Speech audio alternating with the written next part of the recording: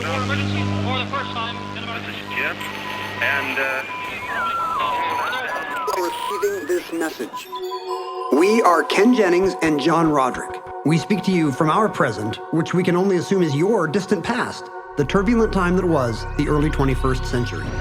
Fearing the great cataclysm that will surely befall our civilization, we began this monumental reference of strange and obscure human knowledge. These recordings represent our attempt to compile and preserve wonders and esoterica that would otherwise be lost. So whether you're listening from an advanced civilization or have just reinvented the technology to decrypt our transmissions, this is our legacy to you. This is our time capsule. This is the Omnibus.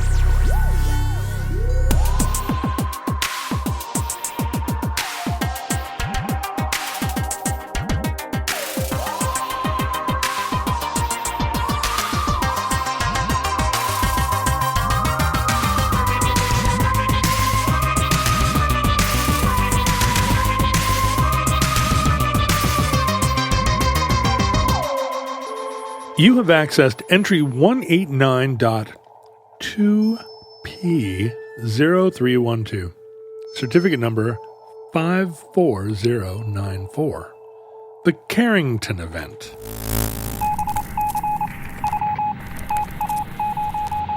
You know, for the first time in my life, a couple weeks ago, after just decades of waiting, I finally got to see the Northern Lights. Hey, congratulations. You're a member of the North Pole Club. Is there a club? No, but I know it is like on the list, on a lot of people's list of things they need to do before they die. Well, I can see why. You know, like in pictures, it just looks eye-popping. It's a natural... Imagine if you hadn't seen like lightning or snow your whole life, right, you know? Right. And yet it's one that you kind of have to chase because you have to go to someplace inhospitable during the worst time to go there. Well, now, wait a minute. Speaking for all of the people who live in northern climes, it's not well, I mean, I guess it is. Well, the problem is the times you would want to go to Sitka or Reykjavik, right? You can't go because it's cold. I mean, you can. They have tickets still. What I'm saying is, during the season you'd like to be there, you're not likely to see the Northern Lights because it's going to be bright most or all of the night. Oh, I see. You're saying the time you want to be in Reykjavik is in the summer. If there is such a thing. Last time I was there was summer, and it still kind of sucked. I want to say hi to all our Icelandic listeners. I think no. In the winter is when you go and you see you go to the hot springs, and you see in Alaska you see the hoarfrost. You see hoarfrost? Yeah, you go to the Miner and Trapper Ball. That's all the times. We have all the winter times. I think you're just making things up now. And that would be very funny if you were like, there's the reindeer cotillion. There's, it's we go ice sludging. Yeah, we go ice sledging. When I was a kid in Anchorage, they had actual auto races through the town where they built giant snow embankments like up against buildings, and then drove like European sports cars, like 70s Porsches and stuff, but the tires had nails in them. What? Yeah, they would do these incredibly like hairball races. It is the Monte Carlo of the North, I'm always saying. Yeah, that's right.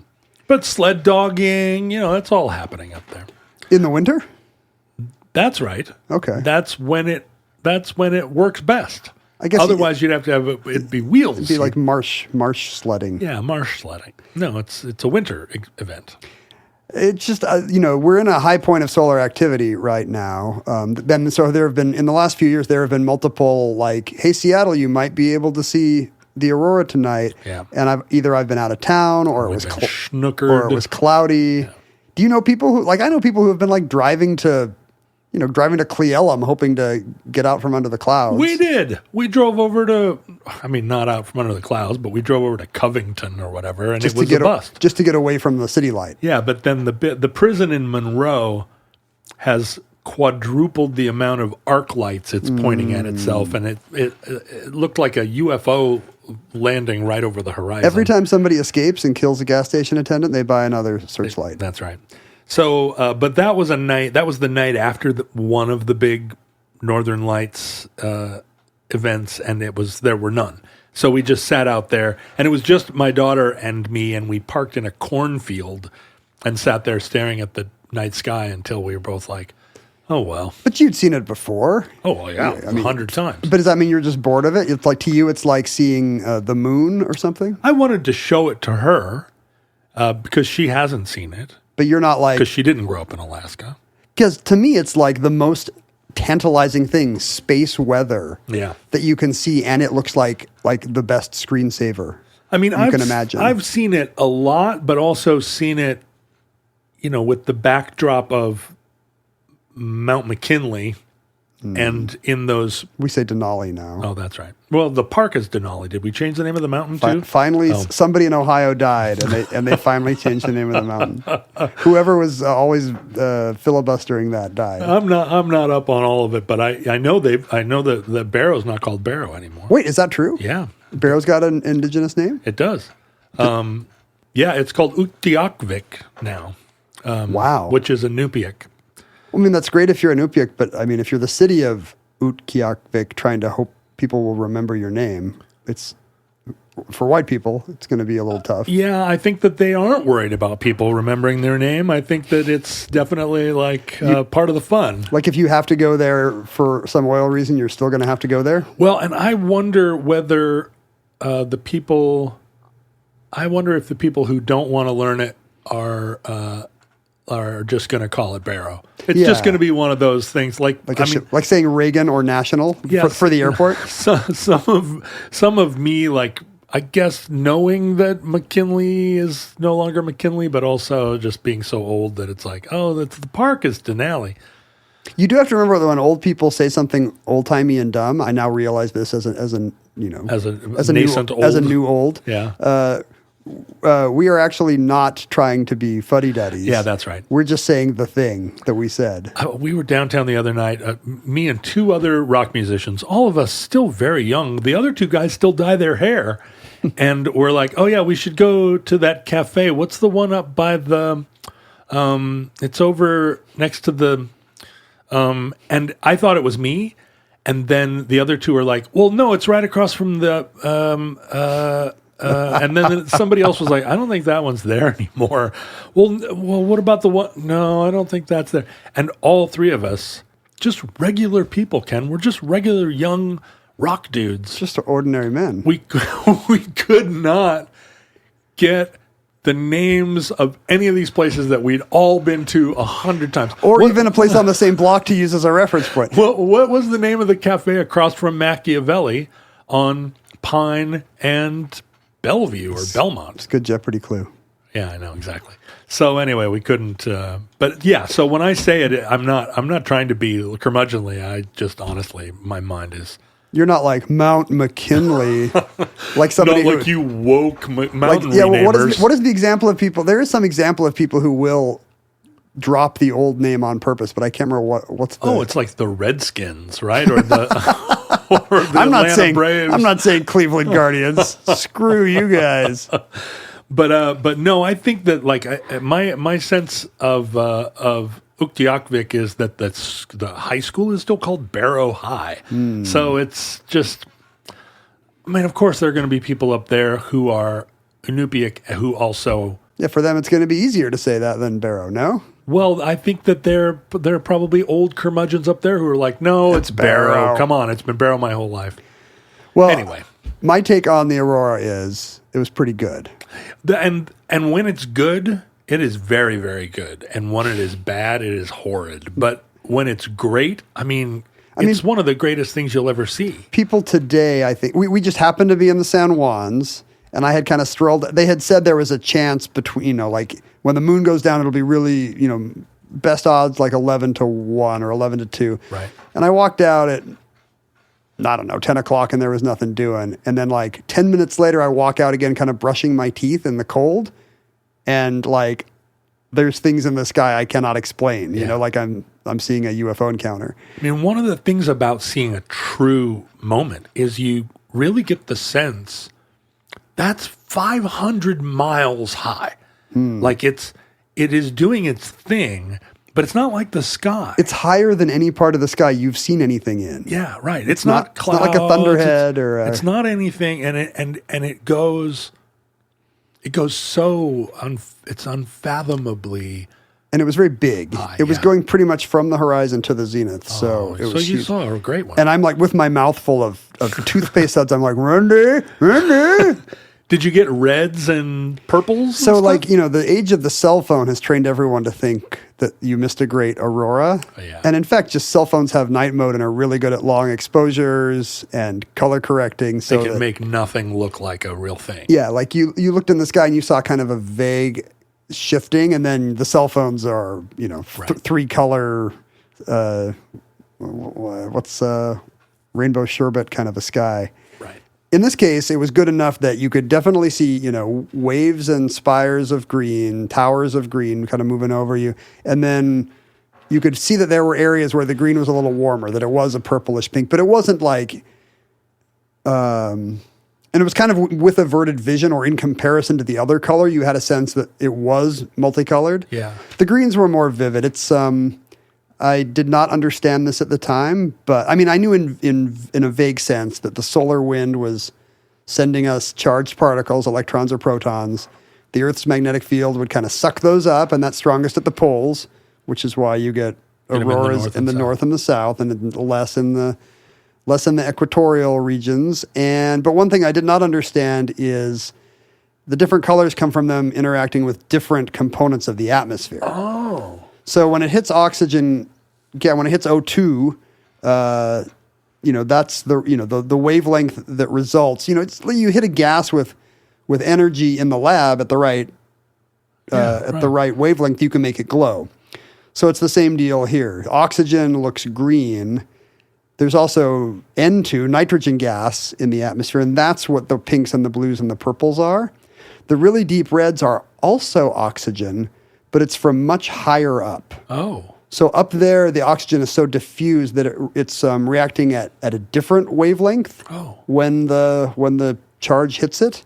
The ones, and that's when you see the dark red. Yeah, if you see an aurora with reds and oranges, and then especially if you see like a real blue, like not a green blue, but like a blue, they seem to be extra dimensional, right? Because the green ones can kind of be in the sky. It's a ghost. Yeah, but then those other colors, they seem higher up, and it's because they are, it turns out. Yeah, and then the greens and purples and stuff are still in those too. It's shimmering in front of it like a diaphanous thing.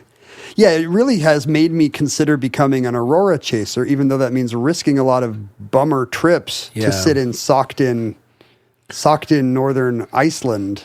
Or just the bummer of going up there for a weekend and it just doesn't happen. Right, exactly. Which also I think people do all the time, where they're like, we're going to see it. And then it turns out, in Norway, if you'd been there. But these solar phenomena happen in cycles, and we're kind of at a high point now, and maybe decades will go by before there's another window like this. I don't want to sound like I ever was blasé about them, but there was here's you doing an aurora.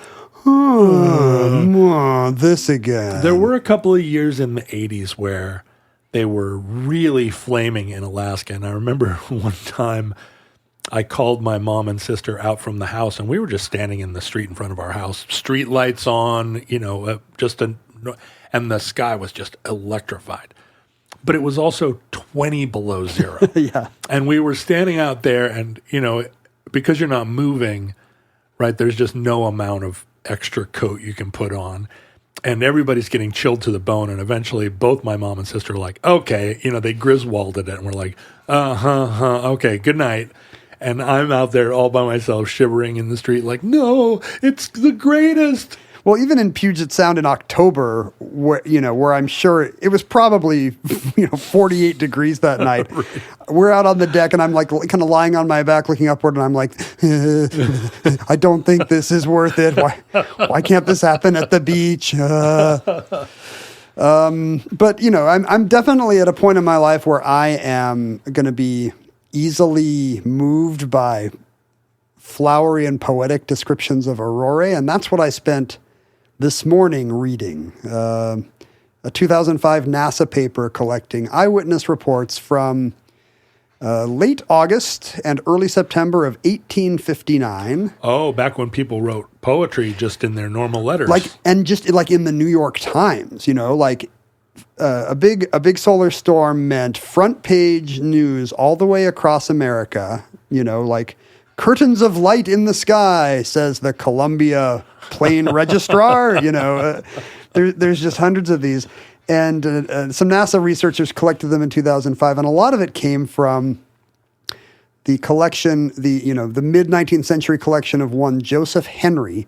He had started up he was the head of the Smithsonian. Oh. And this is so good, it's going to be its own omnibus, I think, so I won't spoil much of it. But he basically invented modern weather forecasting. Right on. It had my second favorite dull dad thing to do. Let's talk about the weather. Well, this is actually going to be a more interesting weather conversation than you would imagine. Because as late as that, nobody had ever thought, hey, what if you could predict the weather by finding out what it did east of here yesterday?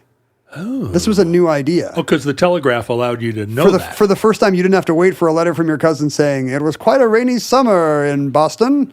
Whereas now, for the first time, you could be like, hey, it rained yesterday in Boston. It might rain tomorrow in Newfoundland, Utica, it actually typically goes east to west, and I think Joseph weather tends to go from east to west across the eastern United States. Does it? Apparently. Am I getting this backwards? East to west. What the hell is that weather doing? Oh no, I think you're right. I think actually his light bulb moment was weather tends to move west to east. Oh, and so he would get all these. He basically crowdsourced. Wait, nobody noticed that before. That the weather was coming. You could stand and watch it move in like Richard Dreyfuss. As a nerd, a weather nerd, every time the wind changes direction here, I'm I've got my wet finger up in the air oh. But we're awash in data. That's true. Farmers were more interested in climate than weather because, they at the beginning of the year, they'd have an almanac tell them it's going to be a dry summer. Right. The almanac would speak in an outrageous New England accent for some reason. Hail! Can't get far from here. Hailstone the size of a bullfrog in September. Your car is on fire. But now that there's the telegraph, you can actually start to plot this on a map. So he had hundreds of people, the equivalent of today's weather crowdsourcing apps, sending him hey, it's clear in Buffalo. It's clear and cold in Buffalo. And they put a big a national weather map up on the Washington Mall. What? On the national, and it was like a tourist attraction because it was the first weather map. Imagine, today it's behind every guy in the 6 o'clock news, but he just invented it and put it in front of the Smithsonian. That's fantastic. The ultimate dull men's club. He should be the poster boy for the whole operation. He invented dull men. I guess maybe the inventor of the train had already invented dull men. Yeah, I suppose. I don't know. So anyway, he already had these informants all across the nation sending him barometric pressures. And so when there was solar weather, he was the guy that immediately got all the juice. And did they know then what it was? They did not. They knew that it had been seen for centuries. This was a ginormous solar storm that started on August 28th, and then there was a later burst a few days later on September 2nd. At what year? 1859. Visible as far south as Honolulu. So the entire United States, not just the continental U.S., Cuba was seeing the northern lights. Whoa. And this was a remarkable one. People knew that lots of the places in Europe where the auroras are seen most frequently, gave us our culture. It's the Scots and the Vikings. These are the people that knew about the auroras. Right. So I guess a lot of the headlines, at the time it was very common to refer to the aurora by its colloquial Shetland Islands name, Merry Dancers. Merry Dancers. So you would say the Merry Dancers were seen again over Lake Michigan, and then you would say, today the scientists wish us to use the Latin name of aurorae, but it was more common to use the folksy name that Grandpa would have said. And this was quite the storm. This put my Lopez Island experience to shame. It was bright enough to read a newspaper by. Whoa. I don't know if you've ever had that experience in the shadow of Mount McKinley, Denali. I guess not. In a lot of the accounts, there must have been enough crimson that some of the accounts Most of the people are just in awe at the beauty. Like here's one newspaper. This is now vivid arrows of light of most exceeding brilliancy shot up from the whole northern horizon, and retreating would again shoot higher and higher until they covered the whole sky. This continued to grow darker, first to scarlet, then to crimson, and finally to the blood-red appearance of an immense conflagration. The whole sky appeared mottle red, the arrows of fire shooting up from the north like a terrible bombardment of which we could see all and hear none. So we think of it as an ethereal fairy lights kind of a thing, but it was so red in this case that a lot of people thought of it as a hellish vision. Whoa. In Rochester, New York, apparently the red clung to the horizon to the degree that they assumed that surrounding towns were on fire and that they were actually seeing flames before they realized it was a phenomenon. Yeah, it seems like that telegraph would help in that respect. Are you on fire? I mean, I've seen it a couple of times in life. The sun was in the sky. Oh, really? So bright that it was visible in twilight, or at the end of the day. But this is the San Francisco Herald, much more like this. The whole sky appeared to undulate, something like a field of grain in a high wind. Mm-hmm. Beautiful beyond description, wrote the Washington Daily National Intelligencer.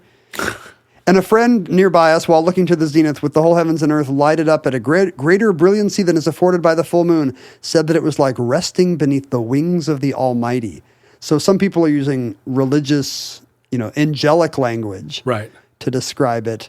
It was a time when even the New York Times would say, the northern heavens were perfectly illuminated with the exception of a few dim and almost imperceptible white streamers which passed from the zenith nearly halfway down to the North Star. Streamers of yellow and orange shot up and met and crossed each other like the bayonets upon a stack of guns in the open space between the constellations.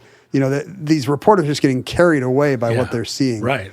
And again, in places where it turned red, the San Francisco Herald says the appearance now is positively awful. Because it's both heavenly and apocalyptic at the same time. But, this is just leading the news all over the country. And there's funny local color in a lot of the stories is what I find from this NASA collection. In the Rockies, some miners woke up and started making breakfast, believing that they were seeing the dawn. Oh, it's the old eclipse. The birds all go to sleep. Well, that happened too. In New Orleans, there was a report that the larks, the earliest bird apparently, had all started to sing, thinking that the dawn was coming. And then, that's so sweet. And then the Picayune also reports, and then an unprecedented event, a hunter was able to bag 3 larks at 1 a.m. Like, locals just started shooting the confused birds. Good job. Just so they could say, for the first time, I went bird hunting in the middle of the night, and I bagged 3 larks. But at this point, scientists had isolated some of the gases, right, and excited them electrically? So there is speculation.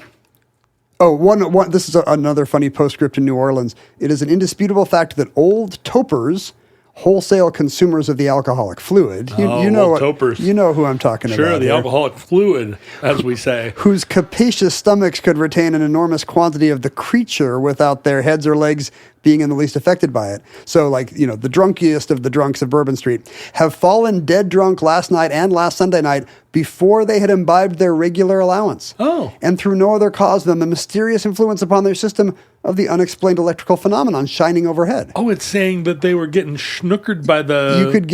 You could get a little wasted on just the sky. It was so good. On the sky. Ken, we've talked a lot about Miracle Made sheets on this program, and I know we've mentioned a lot about how they're silver-infused fabrics, which are inspired by NASA, are temperature regulating, thermo-regulating. I'll go as far as to say that. And the silver infusion prevents up to 99.7% of bacterial growth. Like, we've covered this ground, but I recently changed my sheets back to my Miracle Made sheets, and I was just stunned by the comfort and quality, the luxury feeling of these Miracle Made sheets. And, believe me, I'm against gross odors. I do not want to be sleeping on bacteria. Who does? And I have sensitive skin. I don't want to clog my pores. My pores, of all the things to clog. I want to sleep clean. And changing over to Miracle Made, I was so struck by how I feel like if all my sheets were Miracle Made, the quality of my life would improve. And I think I'm ready for multiple sets of Miracle Made sheets. And I want in the new year for our listeners to have all of these incredible benefits that I feel I've reaped from even having one set of Miracle Made sheets. So I want to encourage everyone to try Miracle and go to trymiracle.com/omnibus. That's try, miracle.com/omnibus. And whether you're buying them for yourself or as a gift, although Christmas is past, a lot of people have January and February birthdays. If you order today, you can save over 40%. If you use our code OMNIBUS at checkout, you'll also get a free 3-piece towel set and save an extra 20%. I want you, I want you to upgrade. I'm not shushing you. I'm just saying, like, I'm on a roll here. I'm feeling these Miracle Made sheets. So upgrade your sleep with Miracle Made. Go to trymiracle.com/omnibus and use the code OMNIBUS to claim your free 3-piece towel set and save over 40%. Again, that's trymiracle.com/omnibus to treat yourself. Thank you, Miracle Made, for sponsoring this episode and for your silver infusions. So, you could see there that there's, we know about electricity at this point in history. So that kind of phenomenon is making people think it must be electrical. The Boston Transcript says, we know of no known causes that would produce such celerity of motion as these merry dancers seem to have, unless it be galvanism. In other words, it's moving too fast to be anything but electricity. Oh, I see. But it's still all this speculation. Like, boy, this sure has the vibes of science. But we can't really tell you what it is. Science vibes. It really affected the culture. There's still a Frederick Church painting called Aurora Borealis, one of his great nature landscapes that he painted that night. And does it look like, because in Alaska, a painting of the aurora on a gold pan is this a common with a cache like a food cache on stilts is a kind of somewhat ubiquitous object of kitsch art that hangs in a lot of places, offices and people's homes. In a gold pan. A gold pan. So, a larger size gold pan, which is what am I? I'm holding my hands 18 inches in diameter. You're acting like I know the size of gold pans like a pizza. It's like an extra large pizza, but it's a gold pan. And then people paint scenes in them. And I think by far the most popular scene to paint is the Northern Lights. Does it capture the aurora at all, or is it? Here's know what it is. Here's the Frederick Church painting. I think it's Labrador. He's up north somewhere. No, that is a much more elaborate depiction of the Northern Lights than you can put into a gold pan. Does this to you seem like they've really captured it, or is it like this guy's kind of embellishing or picking the highlights? I didn't see this incredible display, so that seems like really, really good. Like this one has like lines, it's like the curtains are so delineated that they look like the bottom of your drapes have a thick tasseled border. But more, it's like it's the whole horizon to horizon, which it usually isn't. Usually it's somewhat located in the sky. In a band, at least. In the north, I would expect. In the north. So I thought, when I stepped out on my deck, I'm like, oh, you know what? If this is in the north sky, us being in the Pacific Northwest, it's going to be behind those Douglas firs and cedars and western hemlocks. We will never see any of this. And when it started to spread up to the top of the celestial dome, the dome, I was in shock. Speaking of shock, a report from Columbus, Ohio said a young girl had become so distraught at the sight of the aurora that she was taken to the asylum. The implication is that you can lose your mind from if you're kind of on the brink anyway and something unexpected appears in the sky. I guess. And that's a lot of the responses are, there are scientists saying, what is this thing? Because the aurora has not yet been explained. It all gets a little more confusing at the same time if you work in the nascent telegraph industry, which, as we have just mentioned, was no more than 15 years old. Even though it's only been 15 years since the birth of the telegraph, there are over 100,000 miles of telegraph wires now. I think. Whoa! Is that fast? Is that worldwide or in the U.S.? It must be worldwide. 100,000. But can you imagine miles. in 15 years to get 100,000 miles of line? Should have invested in the cable stocks. I mean, that is the equivalent of why didn't I buy Apple Right. in time, Right. or some internet stock. And the storm, as you might expect, does have an effect on the only thing that there is like a power grid in 1859, an electrical power grid, which is the telegraph wires.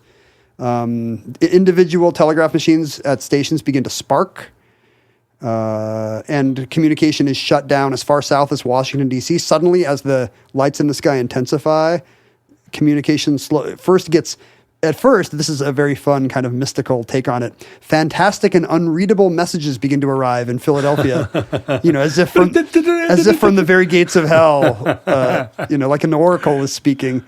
And then the lines shut down altogether. It never occurred to me that it would affect radios and stuff, but I guess it probably did. Yeah, like as we'll see, as man's technological footprint increases and electrical footprint increases, these kind of storms become more and more disruptive. But at the time, there had never been anything to test this on, like there had been no telegraph lines or anything like it, no power lines. So when the storm starts up again on September 2nd, a few days later, the same things happen. The communication goes out. A few machines start to spark. But something strange happens here. An operator in Boston accidentally discovers that by completely disconnecting the battery, maybe he's trying to turn it off and back on, suddenly the telegraph works without power. Whoa. He can reach Portland, Maine without being plugged in. Whoa. The same thing happens between New York and Pittsburgh. Some operator in New York City realizes that the telegraph is only working if you turn it off. Like, now it's a Ouija board, basically. And they realize something, today we would say it's the auroral currents in the atmosphere carrying the message in the way that the wires would.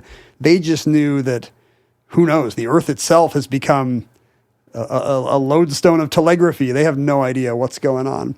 One operator in D.C. by the name of Frederick Royce finds that he can no longer raise Richmond, to whom he was in the middle of, I think he's working the receiver, he's receiving a message from further south. And suddenly the receiver, the register he's using, which is what they call the receiver, it's powered by some kind of electromagnet. And suddenly that electromagnet has gone to ground and it cannot be lifted. It's so heavy. And so while he's holding that, he accidentally makes the mistake of brushing his forehead against something on the wall that also has wires running down it. And suddenly somebody watching him reports that they see a spark of fire jump from his forehead down to his hand on the register. And he becomes the Batman. And he has superpowers. He becomes Captain Borealis. No, he gets the worst shock of his life and gets thrown to the ground. But he doesn't become dead. He does not become dead. He survives this, becomes neither a superhero nor dead. Whoa. And so people are speculating about what the cause must be of these things, because now that they know that it's interrupting, all the headlines are about to say now it's also interrupting telegraphy. Clearly, it's the nature of the aurora has long been speculated on. Now we know it's electrical. The Melbourne Argus, because this is happening in the southern hemisphere all the way up to Chile. Oh, it is. Notes that it all was presaged by a falling star. A meteor was seen in the sky, and then the aurora happened. And I guess this was a common theory at the time. That it was some kind of, the meteor had disturbed the atmosphere. The meteor causes, the meteor showers and falling stars are caused by what they called nebulous matter. Some kind of space gunk was falling into the atmosphere, or the Earth was passing through it, and this was creating the nebula. The San Francisco Herald speculated that it must be the zodiacal light that fills all space. They're just making stuff up now. I mean, the idea that space was full of some kind of fluid that carried impulses Zodiacum it's what carries your zodiacum. I don't want you to ever say that word again. Actually, I'm no longer into zodiacum. The New York Herald reports kind of matter-of-factly that, as we all know, nothing in the past or present will affect the aurora. So it can't be the piece in Via Franca, like it mentions events of the day. The aurora can't have anything to do with that. As we all know, omens in the sky refer to the future. So who knows what volcanic eruption or earthquake, or has long been supposed, icebergs are being predicted by this. And I was like, icebergs? Icebergs. Apparently the most common idea was that the aurora predicted iceberg activity. I mean, I guess at the time, icebergs were a major concern. This is kind of like, why are you looking for your lost watch under the streetlight? Because the light is good there. Today we think a lot less about icebergs. Yeah, it doesn't come up as much. But also, yeah, it does seem to be the thing like, well, they both happen up north, icebergs and the aurora. So what's the connection? Riddle me that, scientists. Right, and it has to be useful in some way. It can't just be like we know it to be now. Completely unrelated. Just like whatever. They're both side effects of something else. But that's a very unsatisfying answer. But an answer does come. It didn't happen during the first storm on August 28th, but on September 1st, shortly before the second wave of aurora hits the darkened parts of both hemispheres, a British astronomer named Richard Carrington happens to be outside looking at the sun. Yeah, sure. Because he's an idiot. Yeah, that's how I imagine British astronomers. Two kinds of British men. I say. Two kinds of British men are looking at the sun: the smartest and the dumbest. And this guy is actually one of the smartest. He is sketching sunspots. How is he doing it? Oh, he must have some kind of a dark glass lens or something. Yeah, he's got welder's tinted glass, some kind of glass that helps him do it. And he's sketching sunspots because, at the time it was, sunspots had been seen very early. It was quickly discovered there was some kind of pattern or cycle. What could they be? And as he's sketching the sunspots, he sees a huge flash on the surface of the sun. Oh. And the next day, the aurora begins. That night, the aurora begins. He's just the right scientist at the right place at the right time. And there is, in fact, another guy named a less famous guy, kind of a gentleman scientist, amateur scientist named Hobson, is also observing this. So Carrington and Hobson are the two names that become associated with the coincidence of looking up at the right time, so that we now, for the first time, connect things on the surface of the sun with the aurora. Not a natural connection that any Shetland Islands fishermen had ever made. Because they weren't looking at the sun. Well, what you guess have to be scientific instruments in order to have seen a sun Right, flash. to see a solar flare. I think you couldn't just look up at the right time and be like, did you guys see that? Did the sun just blink? And I guess the fact that auroras come at night means it would not be natural to think, could anything on the sun be causing this? Right, of course. Like all these yo-yos who are like, I bet it's icebergs. Right, it's the moon. All the dumb Kevins are going to be like, it's the moon. No, it's icebergs. No, it's the moon. No, it's a meteor. It's always going to be some chilly nocturnal presence. Yeah, right. Not the sun. But Richard Carrington and apparently this other guy, Hobson, it's usually now called the Carrington event, I think, to be, to observe the scientific proprieties of honor all the discoverers. And obviously, Carrington and Hobson would have seen this thing in the exact same millisecond. Sometimes it's hyphenated as the Carrington-Hobson event. But Hobson, reported it an hour later. I think Carrington was just the big name. Like, he was the astronomer who was actually doing the work. Right. This other guy was just some yo-yo. This is the first time a solar flare has ever been reported. The surface of the sun is... Oh, so it wasn't just that he was connecting the solar flare to the aurora, but it was the first solar flare. I don't think anybody had seen a solar flare happen. Wow, okay. So the sun, like the Earth, has a magnetic field, but unlike the Earth, its rotation is not, we're crunchy. The Earth's crunchy, and the sun is gooey. So when we rotate, it's in a reliable way. Stuff inside the Earth is maybe happening and affecting the magnetic field, and maybe is why we have one, in fact. Right. But the magnetic field is pretty predictable. The sun is a big ball of nougat, or plasma, I think is more accurate. Yeah, I mean, I like plasma for candy bars and nougat for the sun. You're going to start eating plasma candy bars? Yeah, and saying like, oh, another nougat explosion. Do you feel like Star Wars guns are going to fire nougat now instead of, aren't they plasma blasters? They are, but I like that a lot better. So this nougat. And because of that, it means, there's a lot more, imagine a lot of, bending and coiling of the magnetic field as it rotates. Energy will build up and spots will suddenly get a little cool because the magnetic field is not uniform. And that's the sunspots that Carrington and others were looking at. But then sometimes, often at the same time, as sunspot activity is high, that means there's something else. There's a low point, there's a cold point, and the equilibrium is building up, the rubber band is getting taut, and at some point it's going to spring back, and that's when you get things like solar flares shooting into space. And these things are what disrupt our weather. Solar weather disrupts our own atmospheric well-being. Does it predict icebergs? And in fact does not predict icebergs I see. or volcanic eruptions or earthquakes, to my knowledge. The sun's very far away. It's almost amazing. I mean, it's so far away that it takes 8 minutes or something. It looks like it's right there. It seems it's so big. Yeah. 93 million miles. Is that right? I'm just going to guess. This all sounds like a They Might Be Giants song now. Yes. The sun is a massive incandescent gas. It's not. That's the first version of their song. Do you know this? They had that science album for kids where they covered an old, I think maybe even before they got into kids songs, they did a cover of an old educational song. They said the sun is a massive incandescent gas. Turns out it's not. Right. When it's a massive nougat. When the fourth state of matter, nougat, was discovered, they had to record a new version of the song where they admit that the sun is a miasma of incandescent plasma. They got very lucky. That's nice. That there's a word that rhymes with plasma and can sort of rhymes and can stand in for. Oh, you'd be above using miasma plasma as a rhyme? I guess. I mean, that's fine. Are there long winter songs with feminine rhymes, with 2-syllable rhymes like that? Would you ever rhyme cupboard with blubbered? Yeah. I mean, I used every kind of rhyme, including non-rhyme rhyme. Including unrhyming things. I did the Chuck D thing where I did internal rhymes, like.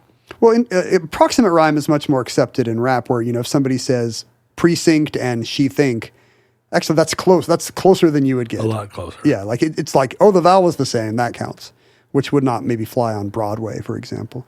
So at the time of the Carrington event, as this strange event in the skies and in telegraph receivers came to be called. The stakes were pretty low. Only telegraph operators noticed it beyond anything but a weird silent omen. And I guess that lady in Columbus, Ohio, that went crazy. As soon as they got their telegraphs back up and running, didn't they begin to report it widely? They did. I mean, everybody, it was big news, but I'm just saying it wasn't a big hit to the economy. Most messages could be resent shortly thereafter.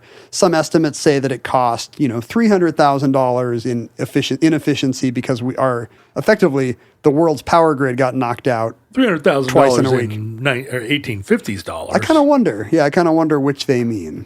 But anyway, small potatoes in a world that was not running on electricity that much. And in the years since then, there have been intervals in which solar weather, space weather, we now call it, which is kind of funny. Do we call it that? Is that the term? Yeah. The term of art, space weather? Yeah, in fact, the place in Boulder, Colorado that now monitors this is the SWPC, the Space Weather Prediction Center. This is a level of dull dad I didn't even know existed. It was formerly the Space Environment Center, and somebody chose space weather either for promotional or accuracy reasons. Was it someone from Space Force? No, this all predates Space Force. Oh. But it does make you, maybe is the idea that, people are used to hearing alerts about how weather can affect them. Let's call this weather, and maybe it'll help with visibility. Yeah, I'm wondering what else you would call it. We call it the solar wind, even though obviously there's no atmosphere. It's just charged particles heading outward. I guess that always made sense to me, but wind is weather. And the stuff that happens like solar flares tends to be directional. It has to come at the Earth for it to affect us. It's not like every time one of those happens on the sun, look out. It doesn't expand like a sphere. Right.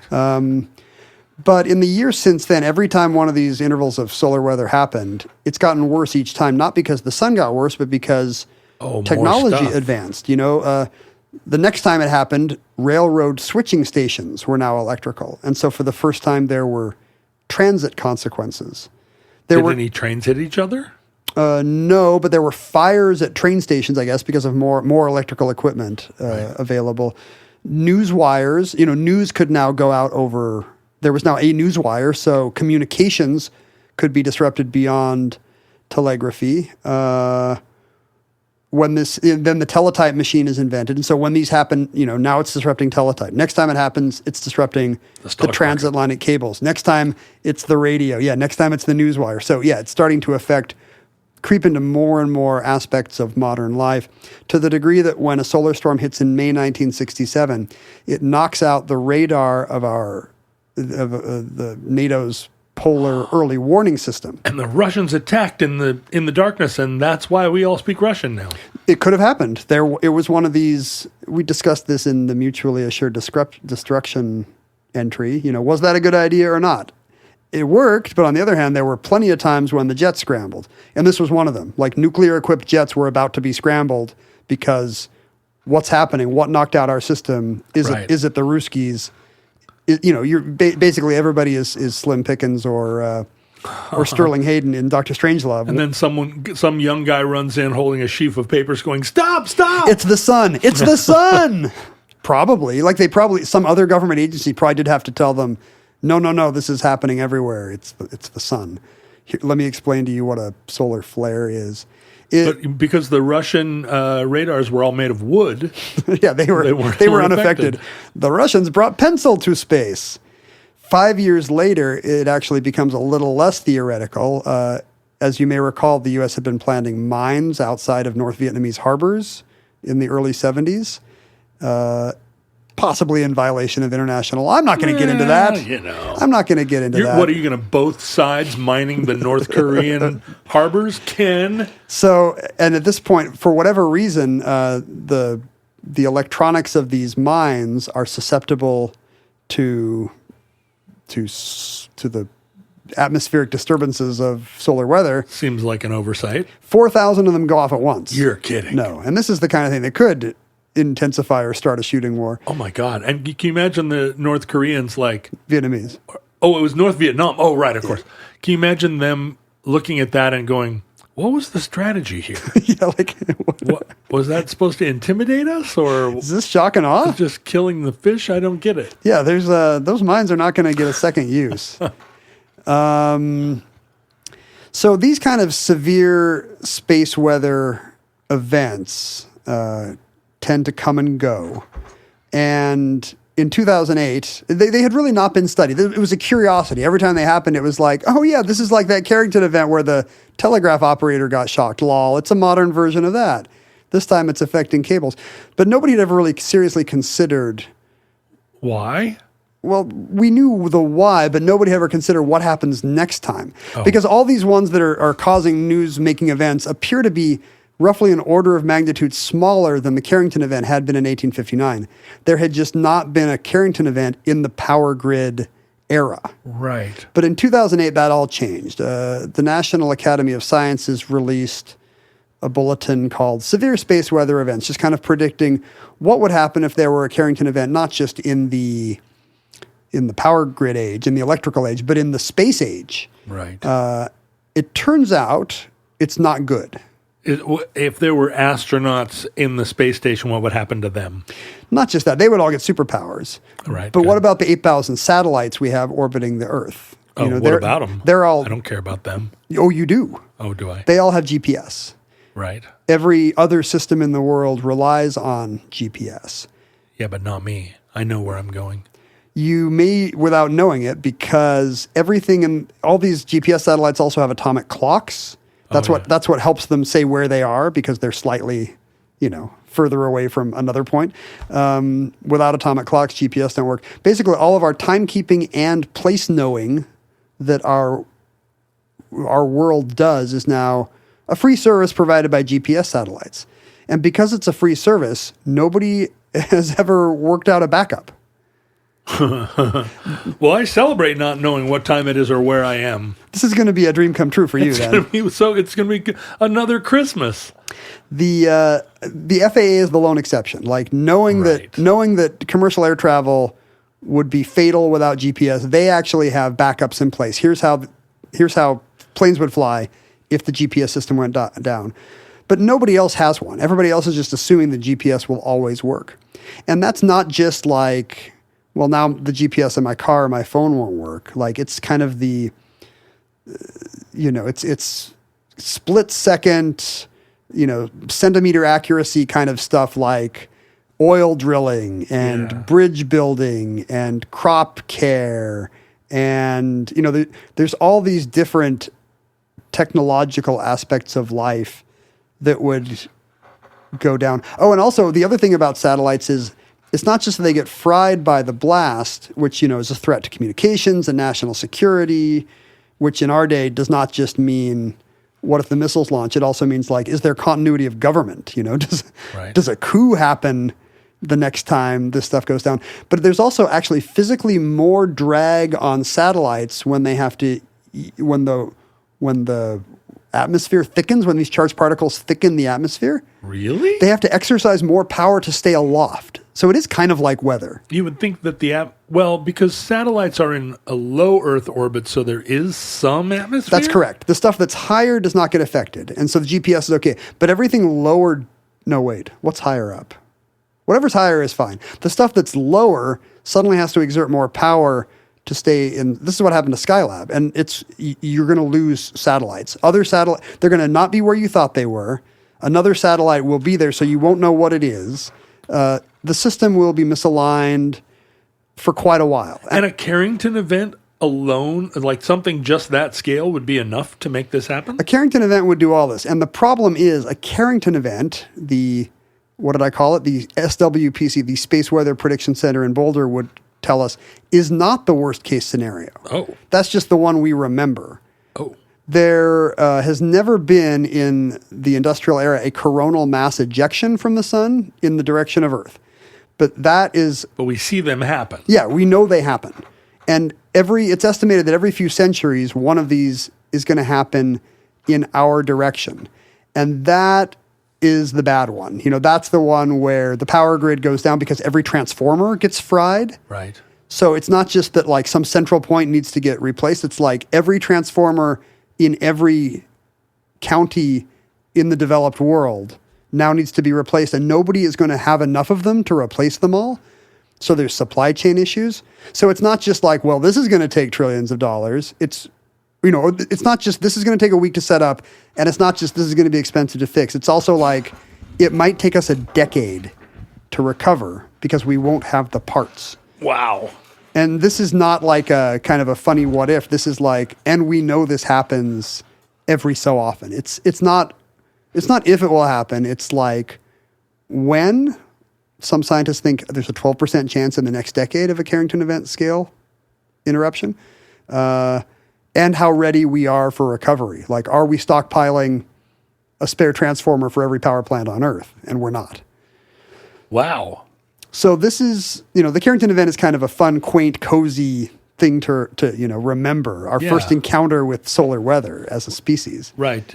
Like to do cute paintings of it is one thing, and every once in a while to shock a telegraph operator. At some point, somebody's going to look at a gold pan on a cabin in Alaska and see the aurora and shake their fist because that was the thing that led to the coup or that killed everybody that was in a hospital that night or, led to the 5-year darkness, whatever it was. The last biggies were in 1859. We know the Carrington event, 1872, 1921. It's just a question of when. So, I mean, this was why I bought an old truck that didn't have any computers in it. You were ready. I was ready for but I thought mostly I was preparing for the electromagnetic pulse of the big one.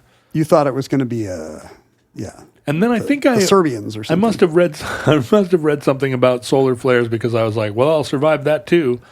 But now I don't have my old truck anymore. I You just thought- have some newfangled truck. So you feel like your idea of this is everyone with an old truck will survive, everyone with a new truck will not. Yeah, and there are no old trucks anymore. It's all new trucks. But like, how will a Tesla battery respond to a coronal mass ejection? Right. Well, does it? I mean, now that pretty much even ICE cars are so digital and electrically based. Yeah. Does it fry every car? I mean, does the electrical motor still work, but everything else is fried and so you can't drive it? Or, if you had solar power on your roof and a home battery, would you be able to survive it, or would that be the first stuff to fry? I mean, the thing that scares me the most about it is even if all your individual behaviors are right, there's the global effects, the knock-on effects of all of the healthcare failing, Right. Industry failing, every institution failing, military, whatever, means that you're just the guy with a working truck in a lawless utopia. And to you, that's the dream. Yeah.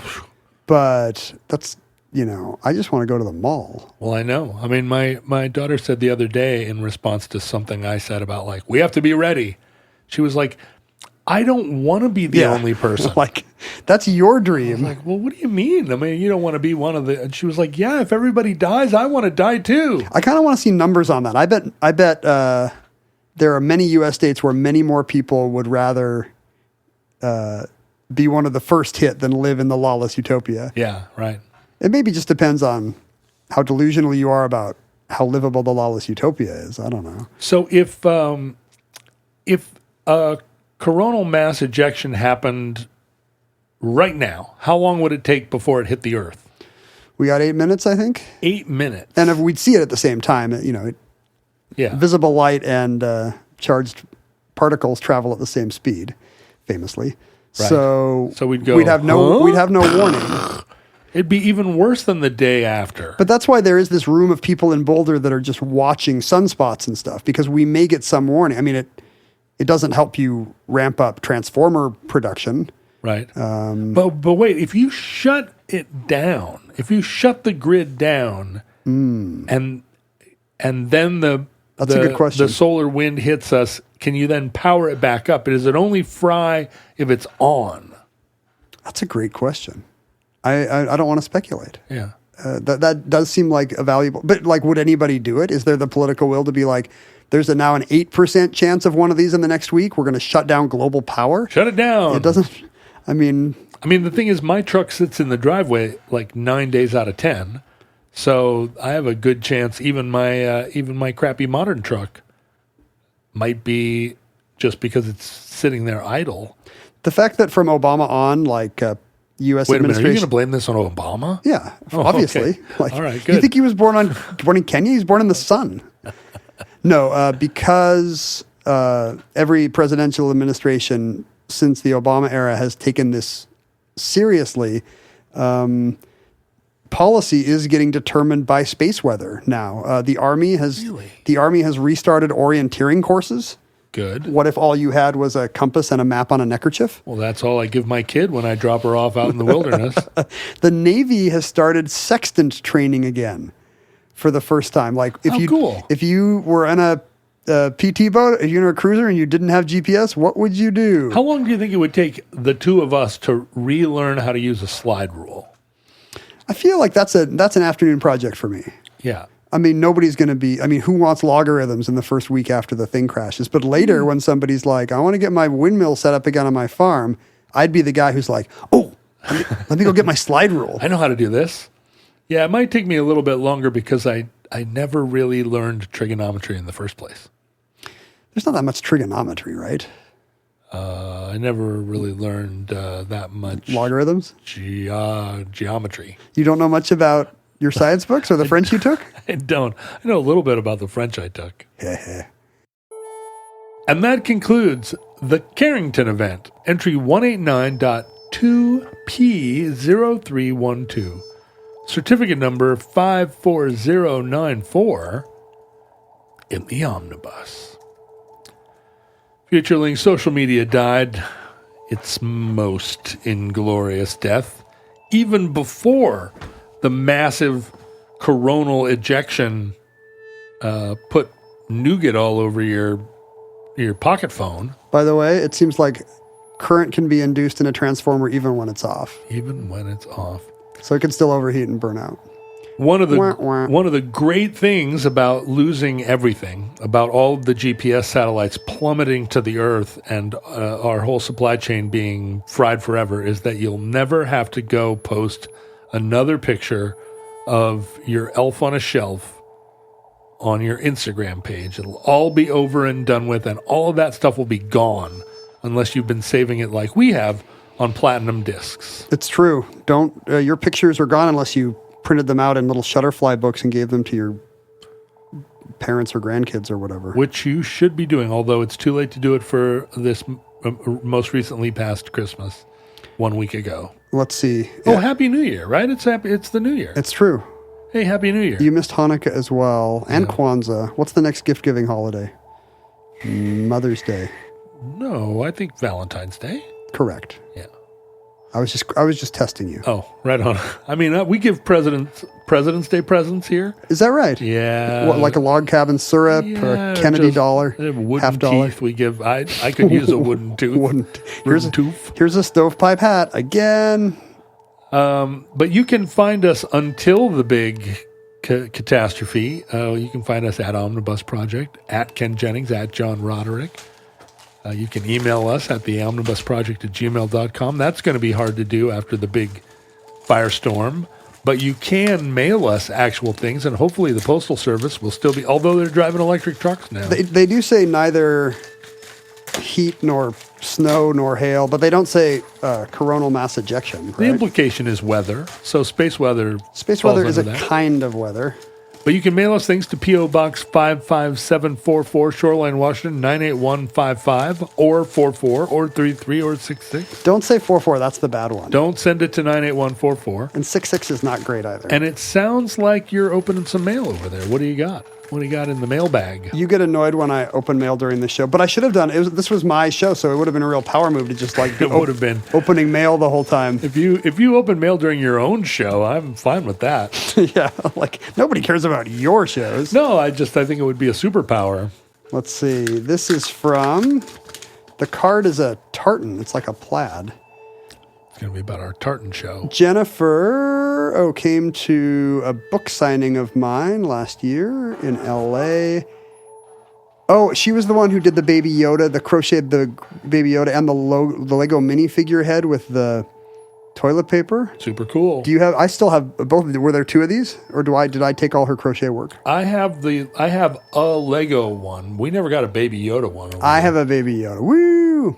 And I guess her mom, Jennifer's mom, is jealous that I have her crochet work when her mom is apparently quite crafty as well. So she sent me a wall hanging. I hope it finds pride of place in your home. Ooh, pressure. This is kind of beautiful. Was this done by her mother? Yes, it's like an embroidered Seattle skyline. Gosh, that is really beautiful. It's really nice. It's a little bit fanciful because of the big pine forest she has beginning in South Downtown Seattle. Well, I like the lighthouse too, which must be on Vashon. It could be on Alki, I guess, right? Where are we here? Alki's not connected to. Right. Oh, I see. Maybe West Seattle is curving up here below. There's a ferry boat. Look at the back, because it's really beautiful on the back. The back is like an aurora borealis. It's too nice to hang because you would miss half of the stuff. Well, you could hang it in the hall. I could fly it like a flag. Yeah, that's gorgeous. Congratulations. And it's like, I don't know, this is some kind of embroidery, so it kind of feels like a pot holder, which is like an oven mitt. Don't use it as a pot holder. It's too big. You could use it as a runner on your dining room table. This thing is like 3 feet long. I don't make food long enough for this to be a pot holder. I bet Mindy will find something. I like the ferry boat. There's Orca in there. This is really great. Thank you to Jennifer's mom, whose name is apparently Florence. Thanks, Florence. Oh, and also P.S. Hi, John. Yeah, well, you know. I got this. That's all I can expect, You got really. 6 letters. Jennifer, please thank your mom for us if she doesn't listen to this show. Angus in Portland hopefully included a note. Yes, a very empowering activist postcard with people of all colors and hues and creeds and abilities and sexualities working together. Working together to do what? Oh, Build a Marxist utopia? I think so. They got a megaphone.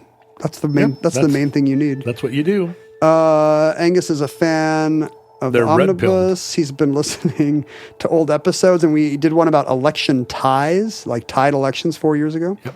We didn't do that this year for some reason. He works for an Oregon-based organization that works to make democracy accessible for all, and It's one of the key elements of democracy.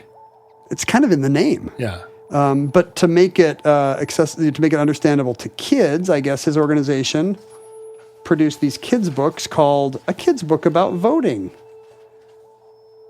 which is all about why it's so important to vote, who gets to vote, why you can't complain if you don't vote. This is great. I guess my kid, both of my kids, one of my kids voted. My other kid is a week away from being old enough to vote. Oh, wow. Will be a week away on election day. Yeah, election day, like his birthday is then like 8 days later. We are recording this. This may be, it's one of the last shows we will record before the election. So we are still in the dark.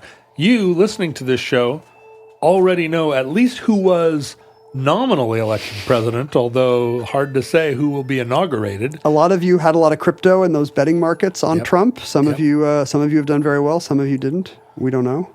But my kid is in her social studies class is covering all of the initiative and referenda.